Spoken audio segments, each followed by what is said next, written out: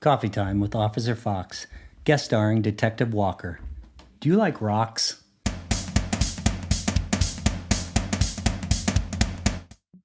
We had the opportunity in Gooding County to work a fairly prolific confidential informant for Gooding County, who ended up working with UNILES, with DEA, and for the Gooding County Sheriff's Office. We're doing buys. The case took about a year to complete, and we're sending the CI in, and he'd done, between DEA and the county, he'd done 17 or 18 different people conducted buys from. We're about 8 months into it. We're wrapping the case down. I can't remember the federal case was Operation Wildfire. And we're about 8 months into the case, and we start going to grand jury on all the federal cases, and I'm writing up all the search warrants. Well, the CI was still in play. And to get the maintenance buys done, we were just so we could keep the CI in good graces with everybody and keep the ball rolling on the case. We were doing the maintenance buys, and we were just buying, 8 balls, quarter ounces, half ounces, and stuff like that. So we ended up, I get a hold of the CI and say, hey, make contact with this gal, see if we can buy some dope. And she says, yeah, not a problem. CI calls me back about an hour later, says, hey, we're good to go on this dope deal. There's a few problems with it. We might have to front the money. We'd already bought from this gal before in the past. And we already knew who her connect was. So we got enough people, we got enough manpower. So we're going to go ahead and do the dope deal and let the money walk, because we wanted the secondary person that they were getting their dope from. Right. And we were going to follow the bad guy. So anyway, we're going to go ahead and front the money. And I've got a team. Alex is in there. Well, in this specific case, we had a newer prosecutor and his, what you call him, legal assistant. It was his. We won't call it legal assistant. We'll call it an investigator. So I let the prosecutor know, hey, we're coming down on these cases. We briefed him that DEA is going to grand jury. All my arrest warrants, search warrants are getting geared up, but we're doing maintenance buys. He goes, I've never done on a dope deal before. I'd like to go. And I don't give a shit if you go or not. I mean, jump on in.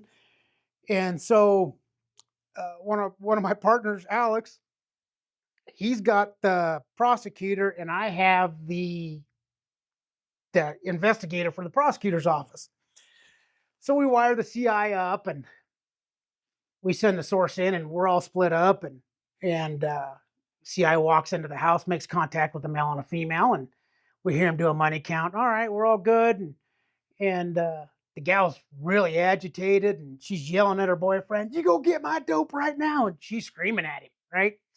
And we're a quarter block away. It's in a trailer house, and we see the guy walk out, and it's kind of funny because the guy had a stroke in the past, and his mouth was all hunched over, and he goes running out of the house like he's hunched over and he's already had a stroke. But anyway, he gets in the truck and leave, and Alex follows him to wherever he's going, or I can't remember exactly how it went down on that end of the deal.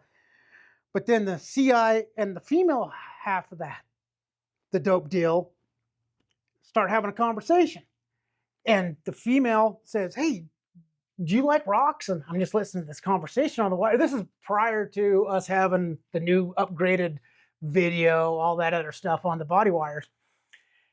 And she says, sure, I guess, yeah, I like rocks. And she goes, look at this little rock right here.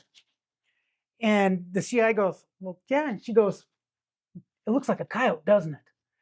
And the CI goes, what the fuck, I guess? Yeah, what are you talking about, lady? She goes, yeah, it looks like a little coyote. And she goes, and it'll fit right here.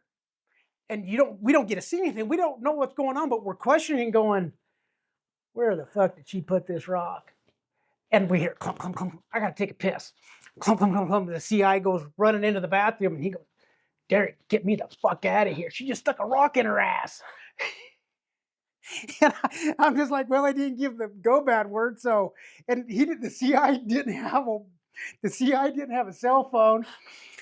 And so we're like, well, he didn't give the go bad. It doesn't sound like it's violent. So, and the dope hadn't got back yet, and I got money out. And so we're just like, I get on the horn, and I'm letting everybody know that the bad lady stuck a rock in her ass, and the prosecutor's in with him, and I got the criminal investigator, and he goes, "Is this usually the way this shit happens?" I said, "No, this one's kind of unusual, but all right." So we get the bad guy shows up. Alex finally shows up with the prosecutor, and the dope deal goes down. And the CI walks out of the house and cannot stop laughing. And so we're briefing all this up. I get the CI sit down, and I get the dope. We get a verbal account of what happened. The CI actually wrote a statement out on it. And I don't know, it was 2 weeks later, we're getting ready to go to prelim. And he's deceased now. His name was Swede Swenson. He was the public defender at the time. He goes, "Derek, I think we can beat you on this." I said, "Have you listened to the audio file yet, Swede?" And he goes, "No, I haven't. Why is that?" I said, "You should probably go listen to the audio file." And she ended up pleading right before prelim. So, but that was one of the experiences that lady stuck a rock in her ass during a controlled purchase. Was one of my favorite ones.